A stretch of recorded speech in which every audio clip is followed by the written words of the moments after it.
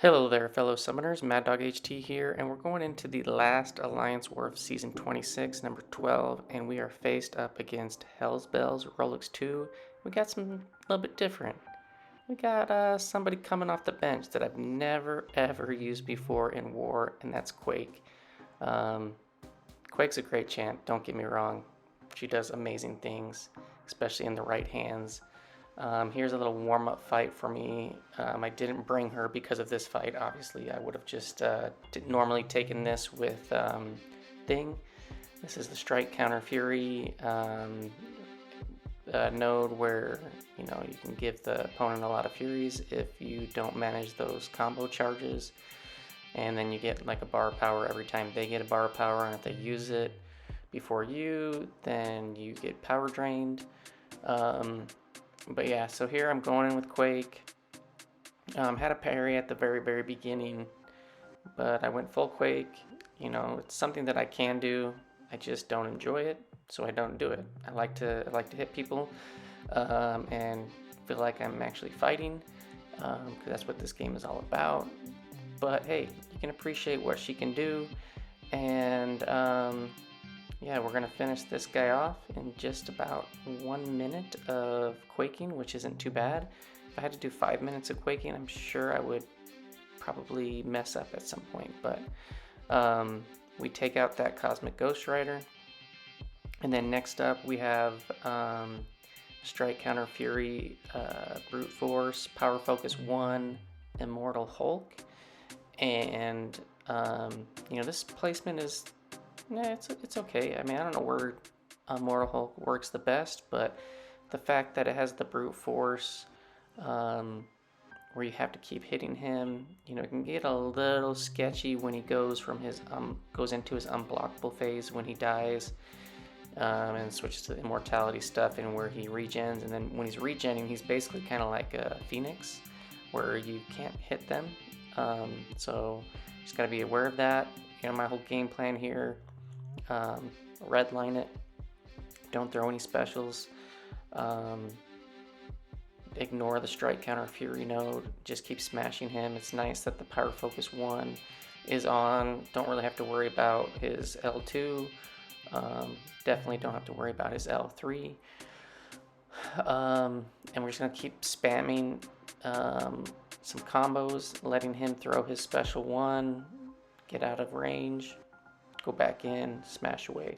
And then at the end, when you kill him off initially, I'm still going to be playing, I think, fairly aggressive and just trying to keep him from getting power and throwing his special 1. I think I'm going to try to manage when I kill him that he has over 1 bar of power to where he can throw a special, and I can just do another full combo and get him back up to a special 1. And basically almost a full combo gets him to a special 1 every single time, except right there, I mean, it's like just a hair under. So if you manage it right, you should be able to kill him without having to worry about pushing him to his next special. So there we go, he throws a special, we're going to push him to another special 1. We're gonna bait this out. No, we didn't. We were going to bait it out, but he didn't. Throw. We get the parry off when he regens. He lost like no health, which is just amazing. Thing is amazing. I love using Thing over somebody like Quake. But enough said on that. We're going to go up. We're in section 2. We didn't have any minis or any shared mini bosses in section 1. We have this Sentinel in section 2. Could have used Quake here again, but I figured one warm-up fight was sufficient. And we're just going up against the Sentinel. He is an extra large champ, but so is Thing. So when I throw some special 2s, it's going to trigger Protect and then immediately like remove it. Yeah, so you can see that. And later on in this fight, I do get tagged by a special 2. He's I think he's being a little bit stingy, and I didn't have my spacing right. And luckily Protect kicked in and helped mitigate a lot of the damage that was taken, especially with like the incinerates. I think it's going to be on this next special. I think he's not going to throw the special one, which is normally what I would just bait out and just, you know, wait. But I think I was just trying to like get this fight over with quickly. I should have been a little bit more patient. Yeah, right there I just missed that. Luckily Protection is helping mitigate all those incinerates. Otherwise that could have been deadly. It would have been close. And yeah, we're gonna finish him off. I think I pushed him to special 2 again, and we get block and we evade this, and I think we're gonna throw off a special 2 or 3 to finish him off. Yeah, special 3. So things great. He's shock immune. Build up those rock stacks, convert him into furies. He does some pretty solid damage. So yeah, so we get that guy down, and then we're moving right along still. Still have, because I joined and I had to wait. I had some stuff going on, so I didn't fight right away. And we're going up path 1. And the only fight that I have this war with Human Torch is this Vision Aarkus. It's got the Vigor, Indomitable node, where you can't reverse healing if you don't do it 25% increments. He regens all of it back, and so I'm going in with pre-fight Torch. Torch is great for this. He is Cold Snap immune, so he is actually a great option for Aarkus with pre-fight on, just because he can't shrug off the Nova Flames. He's going to be throwing a lot of specials, stinging himself. You get the armor break, which is giving you willpower heal. Boom, dead. About almost not even a 40-second fight. And yeah, Torch does great. So this is why I brought in Quake. So these guys placed this Immortal Abomination without willpower healing. I was considering bringing in Warlock, but all of this guy's LG2511, all of his defenders were deep into section 2, and I dueled him. He had willpower, but I just didn't trust it. For whatever reason, I just had a feeling like, nah, they probably are trying to be sneaky and remove willpower. So if I would have brought Immortal Bomb, or if I would have brought Warlock in here, I probably would have died just from the Lionheart with him continually getting those poisons. So I did get tagged towards the beginning. I did take one like block hit, which got a poison on me. It's not doing that much damage, and I'm just quaking, doing the best I can.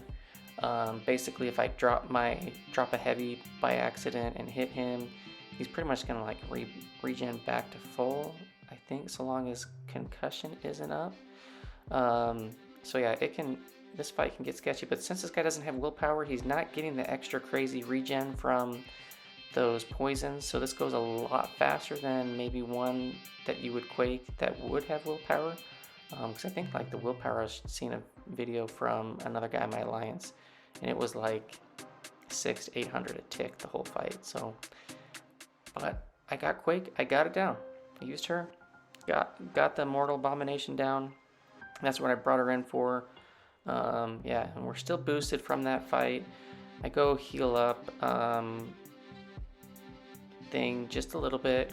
We're still pretty boosted, and we're going up against this buffet strike counter Hyperion. So I've taken this fight a couple times this season, and I've just taken one today in our first off-season war.